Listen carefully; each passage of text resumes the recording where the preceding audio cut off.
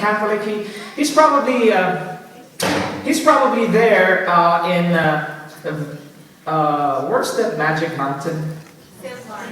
Uh, Valencia. Their family decided to join the tour, and they were Filipinos, and I was a Filipino pastor, so they chose me to rededicate their baptism. The thing that happened was, I will not tell you the name, the details. This guy that I baptized, he stole some money in the bus as well as the passport. Can you just imagine? And then we call the police. And when we call the police, nobody would like to, we cannot get out, we cannot go unless somebody has to confess. And this guy went out, went to the restroom, and flushed the passport and the money so that he will not be caught. But then again, a quick thinking, it was in Megiddo. Remember last week I told you about Megiddo? It happened there. A maintenance guy of Megiddo saw it, and he put a screen just before it will go to the septic tank, and so he stopped the flow of the passports and some money plus an iPhone in the toilet. It's sad. And you know what the thing of it is? Most of us in our bus, our guide is an Israeli woman. Our driver is an Arab man.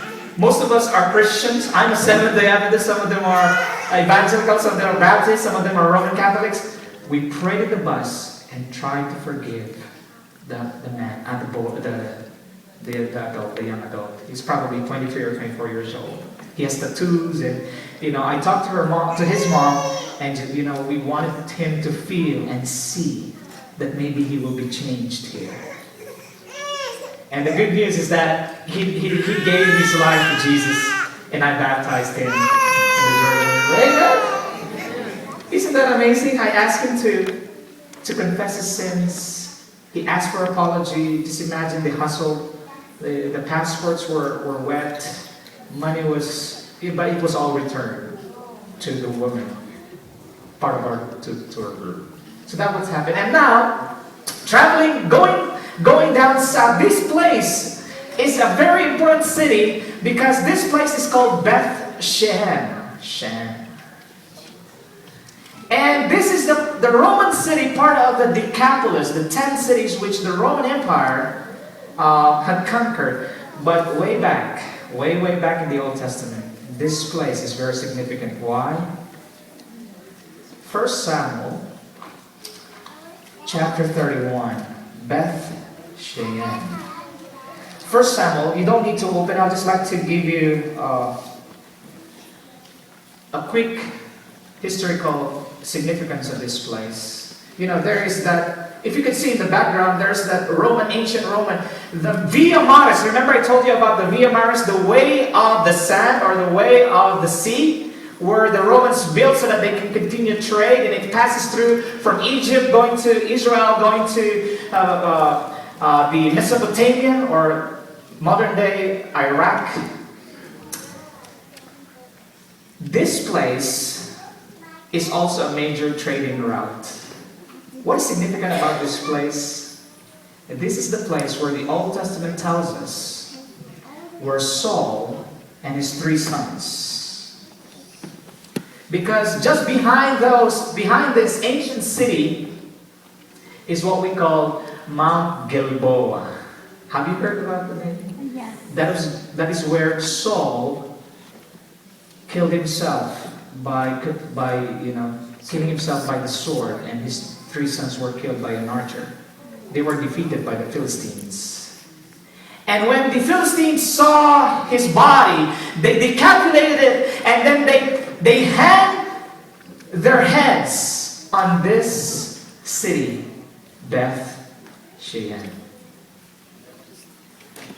I was there, and I was moved to see the rugged hills, the drought-stricken hills of Gilboa. There was no rain there, and so I could just imagine. And this is me after that. I was in the Dead Sea. The overlooking is, those are mountains, and that is our hotel, and you can see me floating effortlessly, you know. I'm trying to demonstrate to you that I could just, exercise there.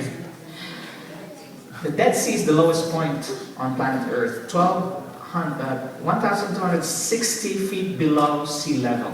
Actually, the Dead Sea is a misnomer. It's called the Super Salt Sea, because it is saltier 8 times than the ocean, and it's 30% salt. And so those people who have this skin disease or arthritis, those senior people, they would go there and just take a bath and just put the mud there because it has healing properties. And guess what? I have a little wound on my toe, and when I dipped there, amazingly, it was just cleaned. It was healed. And farther south, I can show you. I did not show you. I haven't taken the picture. Farther south of that road there, that road going that way, is what we call the place Sodom and Gomorrah. That's where Lot's wife, when she turned her head, became a pillar of salt. Does this make sense? To me, this makes sense because this place, just along this side is the Jordan. Jordan, the country Jordan, and on somewhere along this side, the Mount Nebo could be seen where Moses was allowed to see the Promised Land, but he was not able to enter the Promised Land. And continuing with my journey, just a few minutes away is what we call the caves of Qumran. It's a beautiful place. You know the story, a shepherd Bedouin boy was looking for his goat. And as he was looking for his goat somewhere, he threw a pebble, small stone, trying to find, so that the goat will come out. And the boy heard a crack, like the sound of a jar. And he was surprised. And so he called his elders. And so they found out the ancient scrolls, the books of Isaiah, the books from the Bible, intact in the jar. It was open after 2,000 years because of this discovery. Qumran Caves.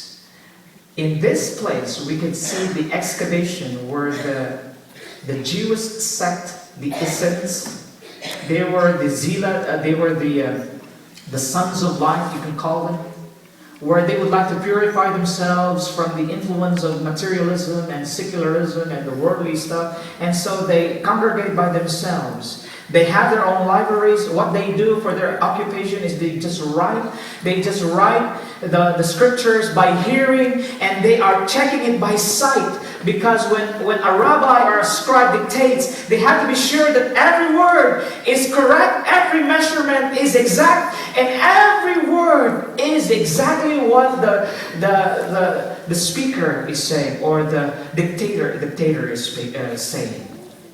And that's why I'd like to tell you today, you can trust your Bible. It is 99% accurate. Or I could say 100% accurate.